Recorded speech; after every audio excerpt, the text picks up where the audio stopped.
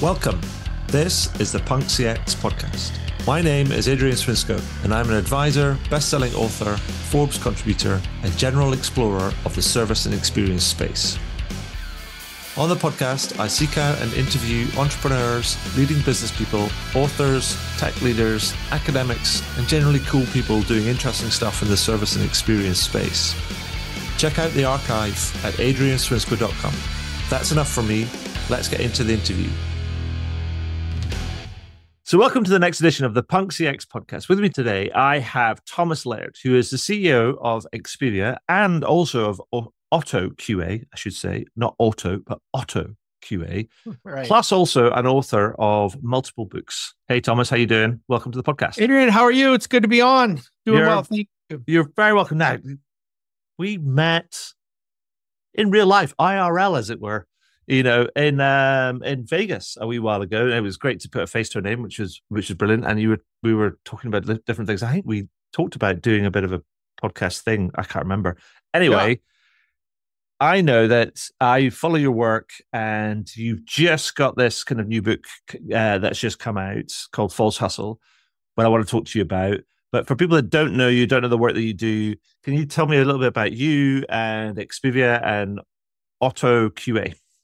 Yeah, no, appreciate it. So I'm kind of the unique individual that, you know, when everybody says I had plans on being in the contact center world or the call center world or customer experience, it's really all I've ever done. My family actually had a contact center when I was, 8, 9 years old, when people were still smoking in their booths. And so I've grown up in the industry, ran about a 15 to 1800 seat contact center in the early to mid 90s with my parents, mostly in financial services at that time. And then, when 2008, 2009, 2010 came, the Great Recession turned into the Great Depression for us. So we had some private equity guys that came in and bought everything and basically let everybody go. So that gave us the opportunity to start Expivia. So about 2011, we started Expivia as a startup contact center BPO here in the States. The great thing is I had a bunch of, people that were let go. So a lot of people that we worked together and are still here now. So,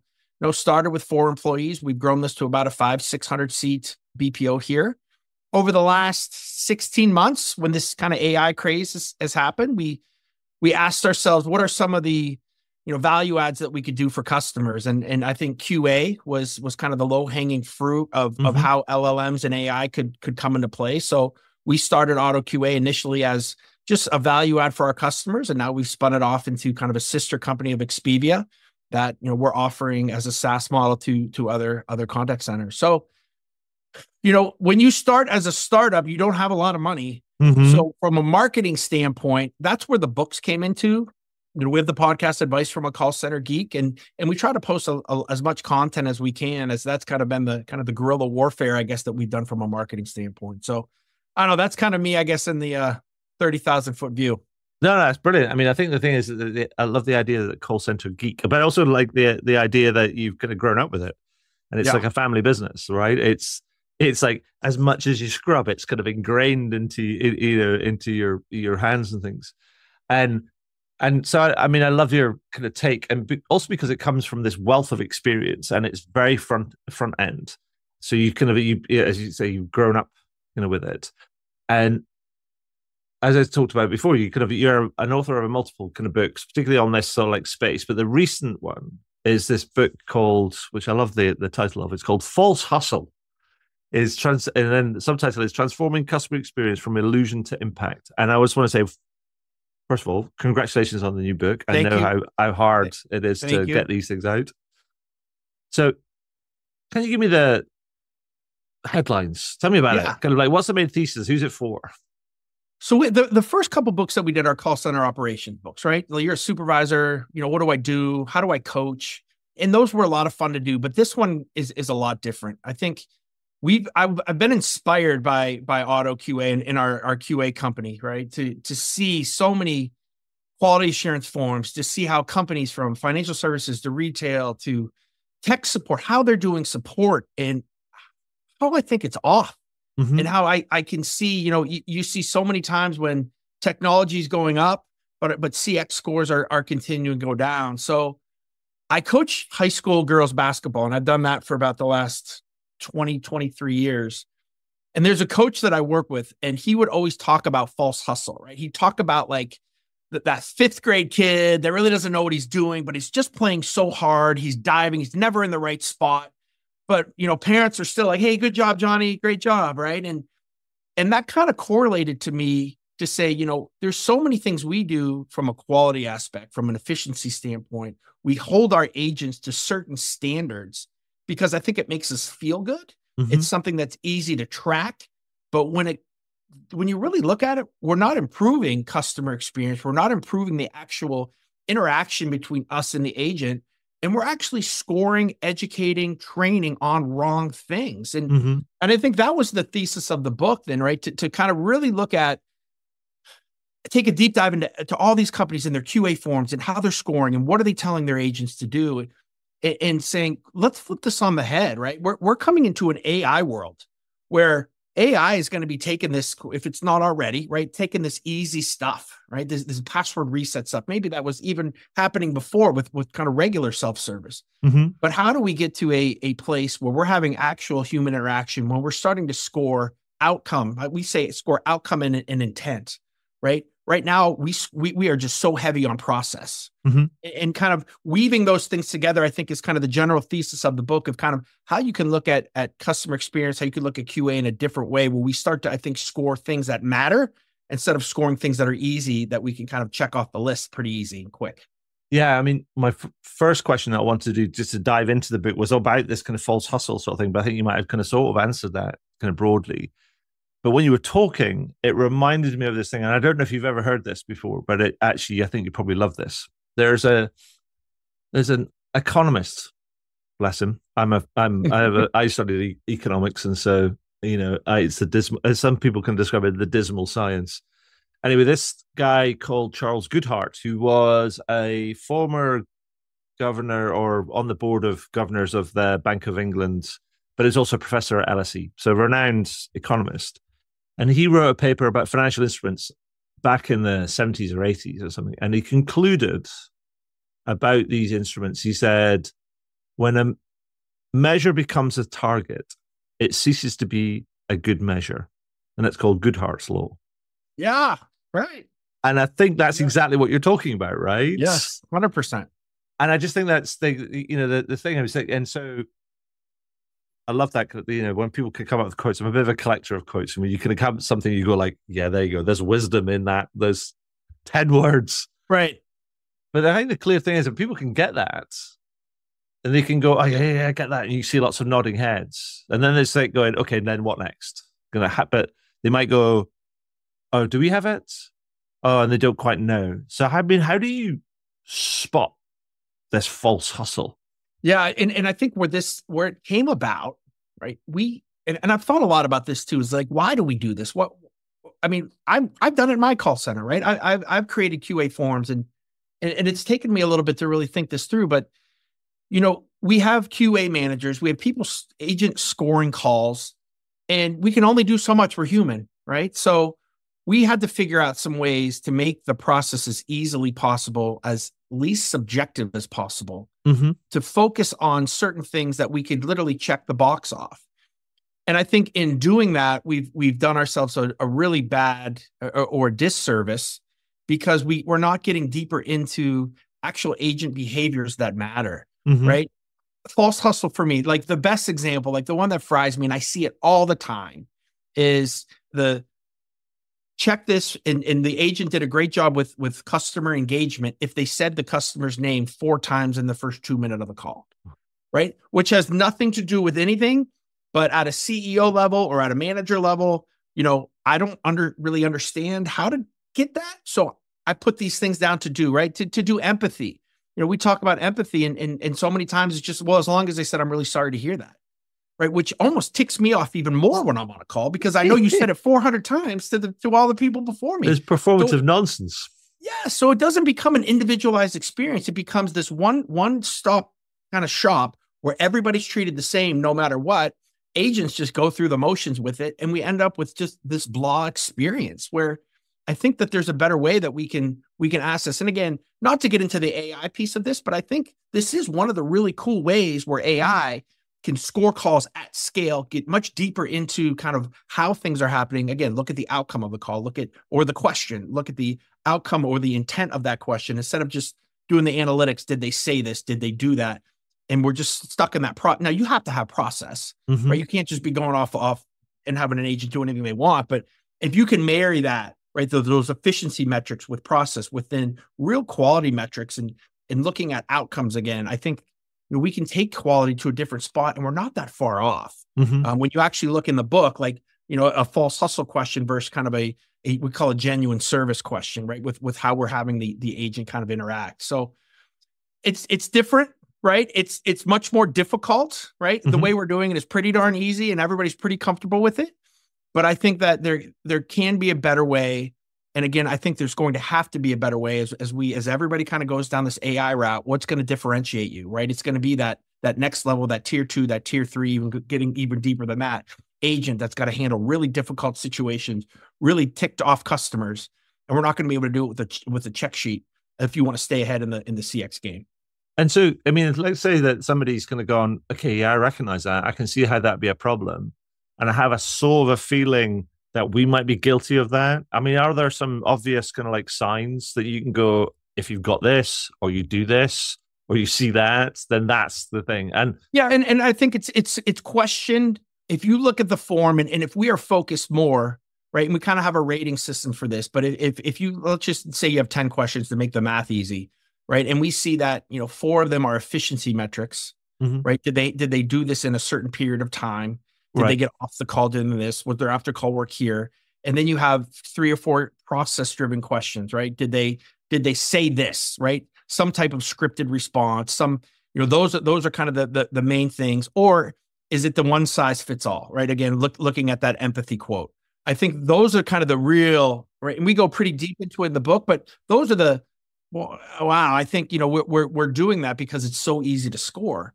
But when we get into genuine service, right, we start to kind of just rework questions, right? To look at, not just the process, but again, I know I keep saying it, but what was the outcome of that interaction, right? Did it actually go up? And again, with humans, we can start to do that. With AI, we're really good at doing that. And I think hopefully we see a little bit of an evolution as we're kind of seeing more OttoQA stuff, and then higher end less agents, right? So if you do have human scoring, you're not scoring 100, maybe you're only scoring 10, right? Because AI maybe took these, but how do we get them then to go a little bit deeper into it? And I think that's the main gist. I think also the added advantage of that as well, because rather than just being able to do the QA at scale, surely there's another advantage where you can turn around and go, well, here's some top performers, and here's some things that they do, which is slightly different or slightly nuanced from other people. And then, because people will do that, some of your best people will do that. And then that you can end up surfacing that, which might not necessarily be very obvious from a random sampling or a partial sampling. And then that can then end up sort of informing the process and kind of like the development of other people when you can do that at sort of scale, where you get almost a more complete view rather than actually just a sampled view.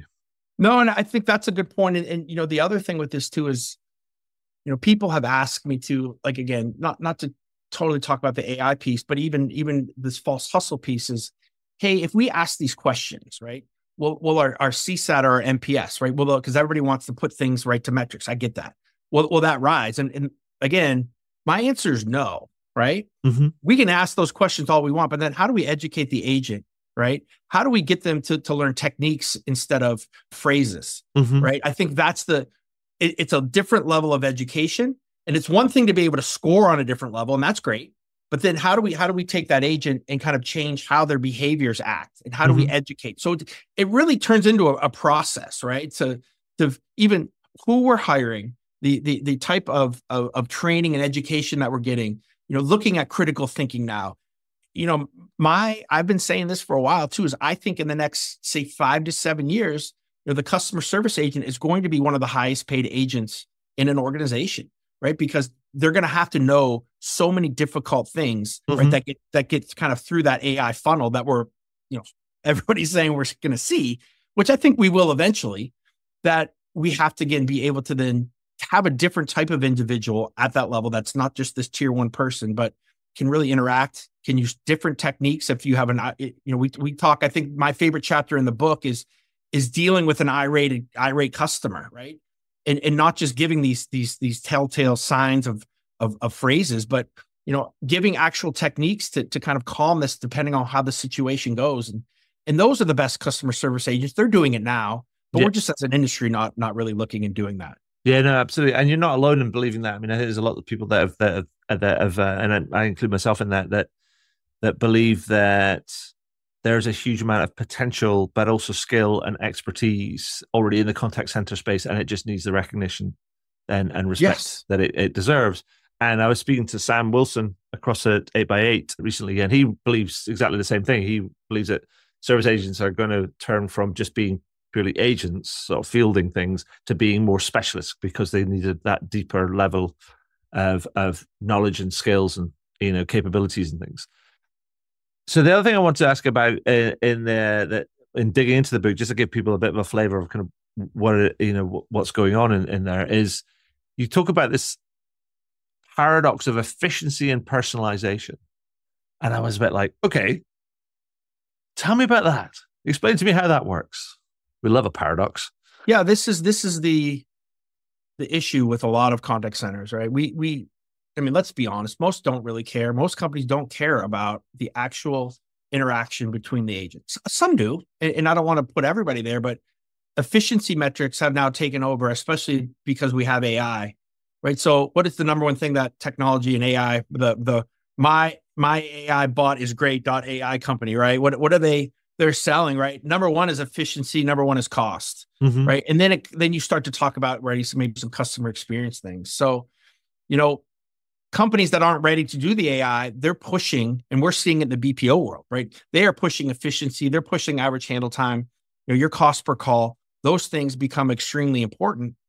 But there's a fine line, right, between how efficient should we be to are we really solving customer problems? And right. we see this all the time. And again, like some examples of this is we see, a company that'll come to us, they'll start to outsource, right? We'll be nailing their, whoops, my microphone fell. I'm going to keep that bit in. I'm not going to edit that bit out. I'm the one who said, yeah, don't worry about it. I'm good. All right. But we see, hey, our average handle time's here. But then when you dig deeper, they were never looking at a first call resolution stat, and they're not there, right? So when we said, okay, guys, listen, let's start to implement some of this kind of anti-false hustle stuff. Let's make some of these changes to the agents, right? And yeah, we'd have a 25 or 30-second rise in handle time, but our first call resolution went through the roof. Our actual calls went down. The actual cost for over the year of the contact center and what they were using us to outsource actually went down. So the problem is I don't think there's a lot of expertise in a lot of different companies on how the contact center really works and the different layers of this thing. And we are so focused again on the easy stuff, efficiency, average handle time, after call work. And if I can get those, right, everything else takes care of itself. When a lot of times, because things are getting more complex, that's not even close to true.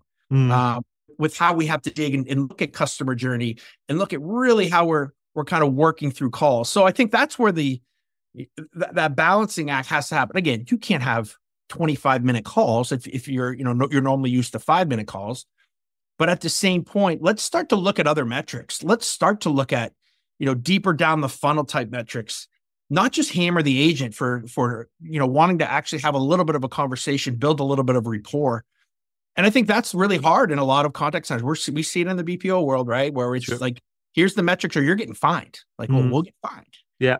So we're pushing back a little bit on that stuff to give them the metrics and give them the ability to say, I think we can improve this stat for you. But yeah, that's kind of the world that I see. And I think maybe because it's the BPO world, I see it a little bit more than even maybe an internal center. I mean, so just want to circle back on, thank you for that. But I just want to circle back on, because you alluded to, mentioned artificial intelligence a number of times and how it's some of its potential impacts and stuff. But in the book, you also write that artificial intelligence, or AI for short, won't be the differentiator. Companies that understand how to cultivate genuine human conversation and connection will be. Now, when you read a lot of what's written in the kind of industry press and commentary around the service and experience space, you wouldn't get that picture. You would bit like, it's a bit like a Lord of the Rings film that kind of like AI is going to be on this horse, just kind of riding over the hill to save the day, sort of thing. So, tell me what you mean by kind of like that, because I think it's an interesting point of view that runs kind of counter somewhat to the kind of the industry narrative. Mark Bernstein, who runs Balto, he had an unbelievable kind of post the other day where he talked kind of about this. And I think the main thing is we're seeing the story of AI and the story of CX be written by the wrong people.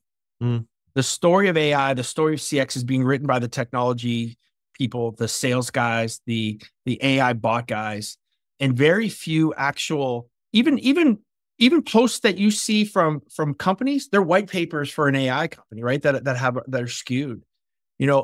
Anytime that you talk to hardcore call center managers, people that are, working in everything from SMB to major big contact centers that are internal sites, they're struggling with how to utilize it. They're struggling with, what to do. Now, having said that, I am not naive enough to think that this is like just a little thing, right? Mm-hmm. AI eventually, right, is going to be, it's starting to become everywhere, whether it's just a basic tool on the agent side, like an agent assist, an auto summary, or an OttoQA, right? Or on your first touch point kind of agent facing bot. In the next 5 to 7 years, I mean, let's just assume that we're all going to basically have the same technology, right? When it comes to AI, we're all going to be doing basically the same things with it. So the differentiator with that goes away. And how we're going to differentiate is deeper down the funnel, right? Mm-hmm. Those companies that really put the time into having genuine customer experiences that don't treat the bot and the human as the same thing, right? And have the same experience on both levels. Yeah. And I think you'll be able to see a lot of differentiation there because, again, if we all have AI, what's the big deal? It's now we got to look at and we kind of talked about that with the agent becoming, much more in tune, higher paid. And those guys, when you have a really core group of that, I think your company can totally differentiate this in this AI space that we're all walking down the same road together with. Yeah. I mean, I think it's really interesting. I mean, I had a conversation with Natasha Ratanshi-Stein from Surfboard. They're like a startup in the workforce management sort of like space. And they did a piece of research and talked about some of the input or some of the perceptions of some support leaders, not necessarily big enterprise customers, but like kind of fast growing kind of like scale ups. And they were saying there was probably about north of 30% of companies that hadn't really done anything kind of with it. And we had a bit of a rummage around that. And we got what emerged from it was that this idea that, and this was based on another conversation I had. You get the picture here. I have a series of conversations and they all meld together. But what's really interesting was saying that actually many people are making that almost mistake. We're thinking, well, this is a plug and play thing that you can pull it and you plug it in and it, ta-da, the things just happen. But actually, there's like many other pieces of enterprise software, there's like some, conception, design, implementation at the upfront sort of stuff. But it's not a plug and play because actually it requires ongoing maintenance and development, which generally has to be largely done internally, whether it's around, development of the technology, but also new knowledge creation, all of these different sort of things, kind of cleaning, human in the loop, all that type of stuff. And the reality is you need people to do that.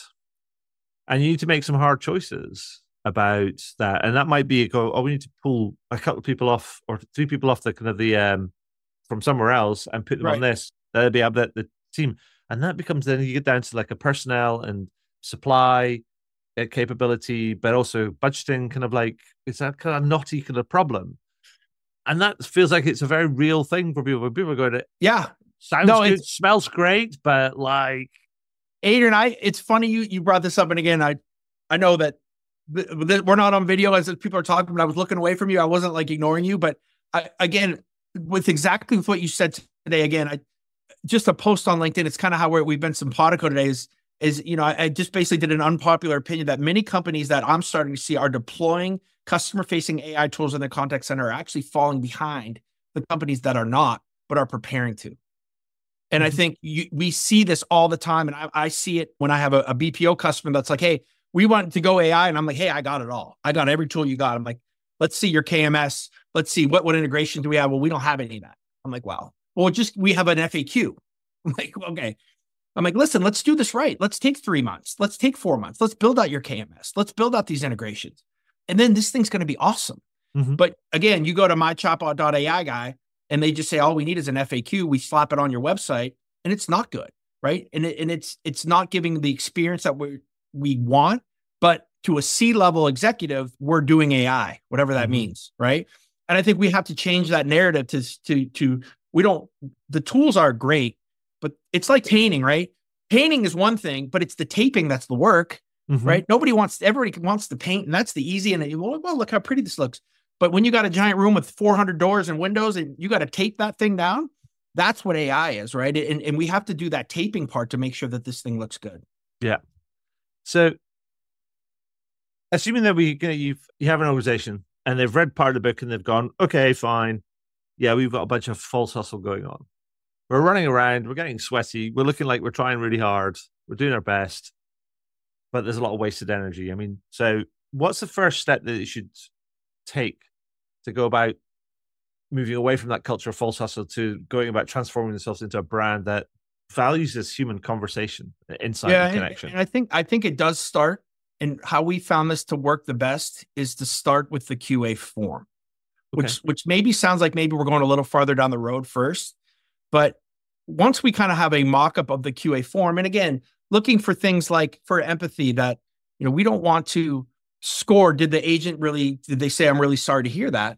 But hey, let's look through this call or listen through this call, find any pain points that came up, right? Was there any time that the agent that they correlated what they said to that pain point that actually maybe raised the tone of the customer, that changed the sentiment? We can score sentiment now on all these calls, right?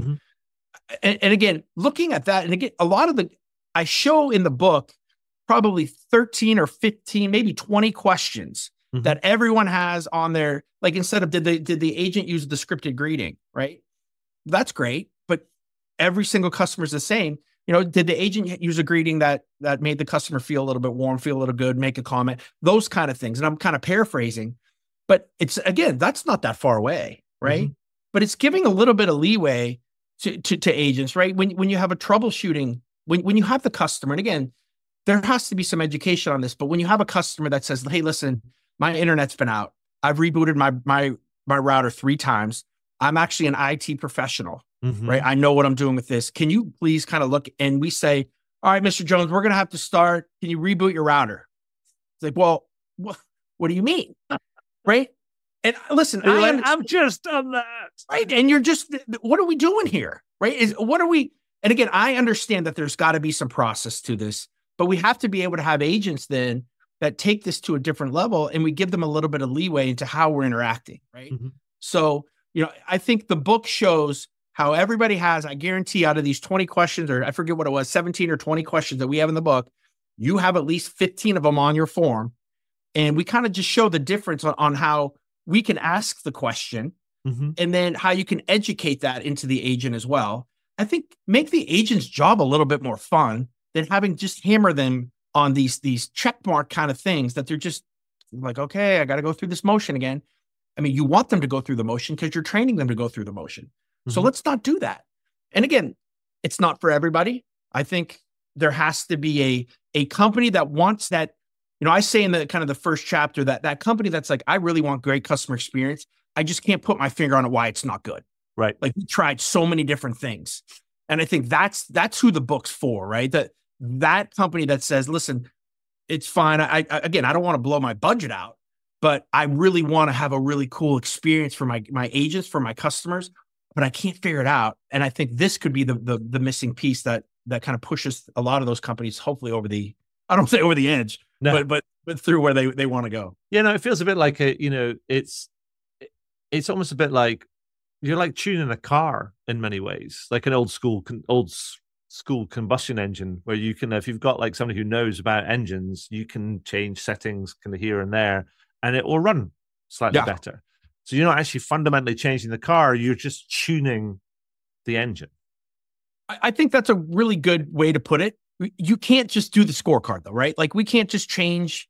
There has to be a kind of almost a fundamental is not the right word, but a way that we're going to talk through agents, get them on board with this. I guarantee our agents love it, right? And when we have a customer that allows us to do this, some customers like, Tom, shut up, do my check sheet. I know what a 91's a 90, and I'm fine with that, right? We'll roll with that. But when we do have somebody, or especially on the OttoQA side, where they're like, hey, Tom, we've had this form for many years. We don't like it. Can you help us build something out? Like that's the ideal, awesome, fun customer. And I think we can create this form for them, talk about it, and then talk about how it needs to be educated with their agents. And in the book, we kind of have the whole process of how we do that. And we've had really, really great results, here internally with our BPO clients. And then again, especially with auto customers, I think, so many people they're embarrassed of their form, right? They really don't have one. It's kind of half-assed. They've been using the same one for 20 years. So, let's freshen stuff up. Let's look at a little bit of a different way without, like you said, overhauling stuff. So tell me about one of those ones, if you can, that have gone, that's embraced it and then gone, yeah, let's do this. And tell me about how it's impacted them. Well, like what they've done, them, particularly in that outcomes thing that you were talking about. I have to live in a metric world, in the BPO world. And I think that's another reason in the book why I think that the industry stinks. I think, from a BPO standpoint, you're very nervous about the service that maybe somebody that is foreign to you at the beginning, how they're going to do. So you keep them right on the guardrails. So when we see that, and we're fine with it, but we kind of talk things through.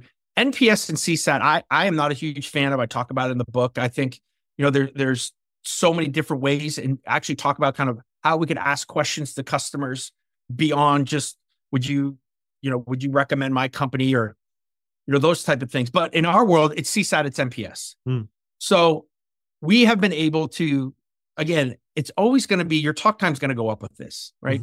95% of the time, you have to give a little bit more leeway to this, right? So when we see talk time goes up, 95% of the time we have, once we implement this, our CSAT, our NPS for that customer is at least 10 to 15% higher, in the direct month before. Like it's a no-brainer. I think the other thing that we see again is the first call resolution, depending on the type of client, right? Especially the troubleshooting, the tech support, those type of clients that, maybe we would go through a checklist and then boom, what would we do? We transfer them to advanced support. We give that ticket to somebody else, but now giving extra leeway to kind of talk through some things. Those are some things that have really made a difference. So again, it's a little nuanced. The education of the agent is just as important as the scoring of the call, but you got to have that baseline to kind of take that back with them. But we've seen a lot of pretty happy customers, even though their average handle time goes up a little bit. On average, when we implement this, we're probably 15 to 25 seconds more overall, which isn't a ton of time, but it can be, right? If you only have a 3 or 4 minute call, that's a percentage rise. But again, when you looking at things like even cross sells and upsells, right? So many times we have agents kind of blow through that, or the other way, we're only incenting them off cross sell and upsell. We don't care about any of this stuff. So those are all kind of some of the false hustle things that we kind of talk through in the book of finding that happy medium between not just going crazy on efficiency, because that's where we are as an industry right now, right? And quality is like, yeah, it's kind of something we do. And we got to have this, you have to be over an 80%, we're happy, right? But then taking it and really just kind of moving it together, so that we have that fine line between, we're still being efficient, but we're actually solving more problems. What is the focus, the outcome and the intent, right? Let's focus on that instead of just process. Perfect. Anything else on the book that you want to kind of highlight or add before we zoom out a little bit? I wanted to get your take on a couple of things. Yeah, no, I think there's a lot of cool things, even if you're not interested in anything that I said, right? Or that, you could never implement that. There's things in the book. Again, I said my favorite chapter is talking like 5 or 6 techniques that we have found that we train to all of our agents when they have an irate, really ticked off customer. Everything from that agent or that customer that's rolling off for 45 seconds and just going to town on you, to to someone that's being extremely sarcastic. I think that there's some things there. And then again, at the end of the book, there's kind of a full plan that maybe you don't do the whole thing, but I think that there's some things that can help you with your form and then help you with educating the agents as well. I was really proud of the book. So hopefully people see that too. Nice one. And congrats again on the, on the book. So let's zoom out a little bit, because I know you're heavy into this. You've been a long time in the contact center sort of space. You've now got this QA spin-off, and you kind of, you're always talking and thinking about this. But wanted to zoom out a little bit and ask you, kind of like, from your perspective, what are some of the big trends and technologies that you think that will drive and shape the future of customer experience? And try not to say generative AI. Yeah, no, I think analytics are evolving rapidly. Okay. Even looking at the point of, like, I'm ready and testing for a company, and like basically a no dashboard analytics platform where you can basically walk in and say in the morning, hey, can you tell me what my service level was for these 4 clients? For, again, me being a BPO, can you tell me what the 3 agents that had the highest sentiment? And can you give me agents that had, very low QA scores? And what was my service level?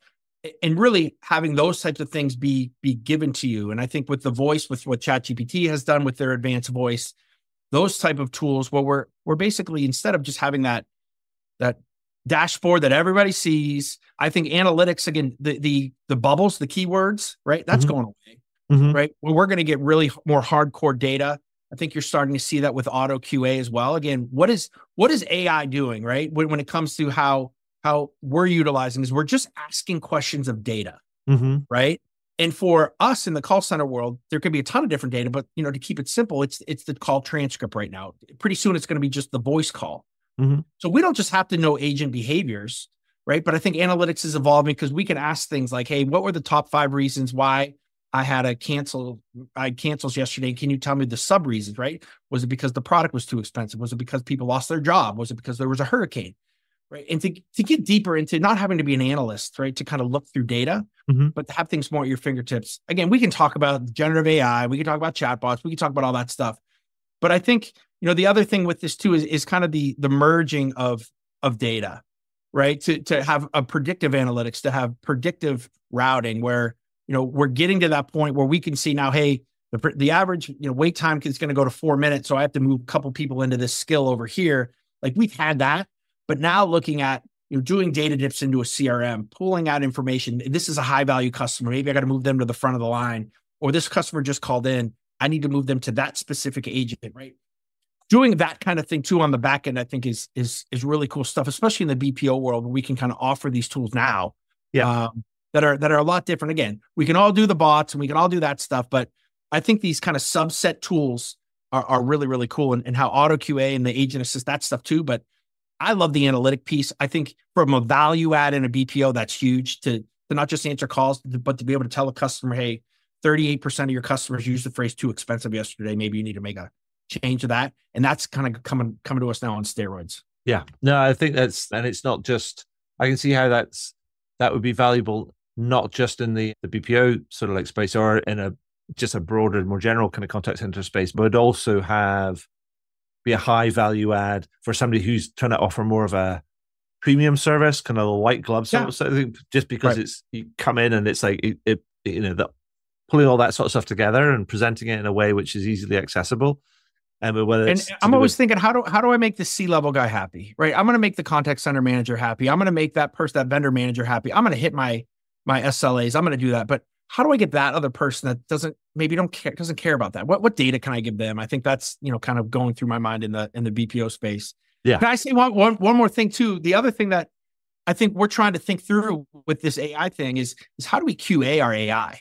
Right. Yeah. I think that's become a big topic that I've been starting to get into too. Do we use an OttoQA tool for the transcript?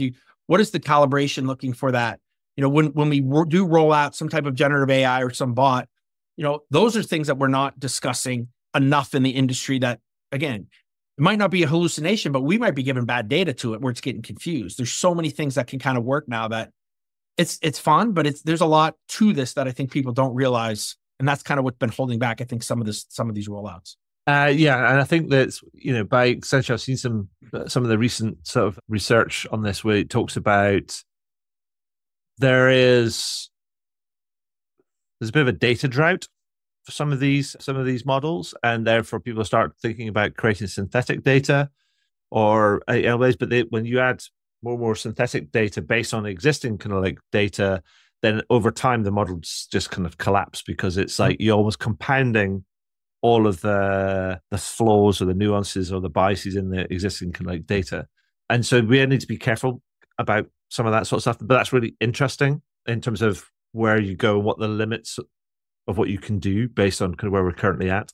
You're going to see a boom in KMS tools. Like people now are starting to realize that. And even fourth quarter in 2025, your KMS tools are going to be as prevalent as kind of all this AI stuff that you're seeing, because no one has it and they're realizing it and they need it and they want it easy. So, the best tools there's going to be some really cool things, I think, coming out in that world too. Yeah, no, absolutely. So finally, a few quick fire questions before we finish off. So always like to ask people to boil this kind of down to their best advice. And so how I've been doing that is asking them to complete the sentence. And the sentence is, if you want to improve your customer or employee experience, Thomas says do this. ... Complete that sentence. Thomas, over to you. And I think I'm going to stay with the theme that we have today is understand that you need process, but start to really look at the outcome of your customer experiences more. Start to look at the intent of the agent much, much more. Don't look at just, training and educating a robot. We already have them. They're called AI and they're going to be great, right? We don't need to be the next level of the same exact robot. Let's actually take the time to do some human interaction. Everybody stinks right now. Even our agents, right? They struggle. Everybody's they text all day, right? Let's get back to that point where we're starting to educate these interactions. And I think that's a core of the next year or so of how we can improve customer experience. The technology is always going to be there, but let's really focus on the agent. They haven't been focused on for decades. And I think we could do some really cool things there. Awesome. And the second question is a punk one, but obviously it has to be because it's a Punk CX podcast. So here's a question. What company or brand do you think takes more of a punk approach to its CX, or it's completely leading in the space based on what they're doing? Who's got it all knitted together? Yeah, I don't want to say the brand because they're one of our companies and I might lose them with an NDA. But I love when companies embrace their culture, right? So like we have a really cool like skater outfits, t-shirts, like really cool. And they allow our agents, when a customer calls in, to us to be like, what's up, dude? Like, okay, like we can talk.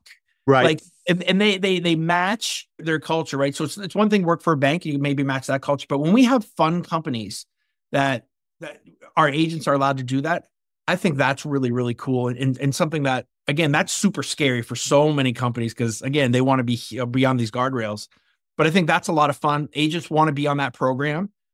And there's a lot of things you can do from a QA standpoint because they're given so much freedom on what they can do. And we have to hire to that culture too, which is pretty cool as well. So nice. Again, I don't know if that's yeah, totally no, that's cool. The question, I mean, but I absolutely, I like the idea where you're being able to, there's a brand, there's a culture, there's almost like a persona that comes with that particular kind of brand, and you're given freedom to be able to adopt that, and then that becomes a thing where agents can really kind of dial into, and then it becomes, because they can identify with the brand and then can see the freedom and then go like, hey, yeah, what's up, dude? How can I help you today? Yeah, and they're the same type of I mean, the agent, we wouldn't put like a different, like a 70, I don't know, like an older agent that we've had do banks, banking and credit unions for the last 40 years. We would hire, to that and really have that match. So yeah, that's a lot of fun. I love that. And we're starting to see that a little bit more as well. Nice.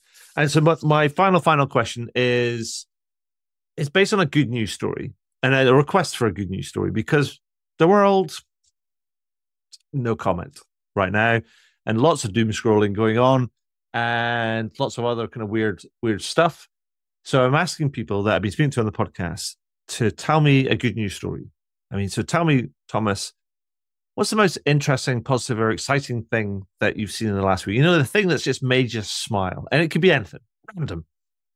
All right, well, this is going to be weird, but I think Go on. I'm a huge law of attraction guy, right? Okay. Like, I believe that we have a little bit, not to get weird, but like, we have energy and we can bring, not it's going to make me a billionaire, but I can kind of bring some positive things. So I was on YouTube or TikTok, I forget. And there was a guy that said, hey, listen, one of the things, say I love you to yourself in the mirror 10 times every morning and brush your teeth with your offhand. Like, it does things with your brain. So I'm like, well, this is kind of goofy, but I will try it. Right. And I've had maybe the best week I've had all year since I've been doing it. My left hand, I feel like I can dribble it with a basketball even better. Like, I don't know what's going on with that, but I don't know. And so I started talking to my kids about it. My kids think I'm a weirdo with that stuff, but my daughter's like, Dad, I'm going to try it. And she's had some really, I don't know, she's been in a better mood. Things have been really good for her. So I think I got her to be like, hey man, just positive thoughts, right? Your body doesn't know the difference if you're negative, if you're positive. So let's just be positive no matter what happens. When it's something really bad happens to me, I'm like, hey, it's going to be okay. Trying to kind of drown out that negative thought with the positive thought. So that's my 2025. What I'm going to really kind of get into is really trying to be as positive as I possibly can and see where that leads me. But yeah, hopefully that, I don't know. I love it. It's just like different. It's like, the very thought of trying to brush my teeth with my left hand. Oh yeah. It starts hard. Like, I almost hit it out my nose. I'd be like chapping my gums and all sorts of stuff. It'd be bleeding and but it took about 10 days and you noticed it got better.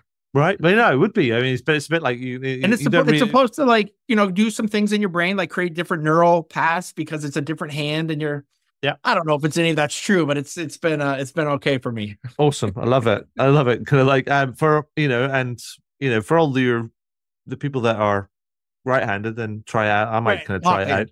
But if you're the opposite way around, then do your right hand. Yeah, why not? Kind of, it's a cool thing. And I love it that you've used it and you've had your best week of the year, which is great. A great week. Right. So, Thomas, that's all I have for you today. I just want to say, first of all, great to have you on the podcast. Congratulations on the book. Thank you for sharing your time and experience with me today. That's been awesome. No, I appreciate it. Congrats to you too, man. Like the following that you have now is pretty amazing. It was great to see you in Vegas. We've been LinkedIn buddies for a long time, so it's great to be on. I appreciate it. Thank you. Wow, what a great interview. I hope you enjoyed it. I know I did. Find out more about me and the work that I do at adrianswinscoe.com. Do leave a review on your favorite podcast platform. And if you have any comments, feedback, or questions about the podcast, then feel free to send me a message to podcast@adrianswinscoe.com. And do tune in again. Thanks very much.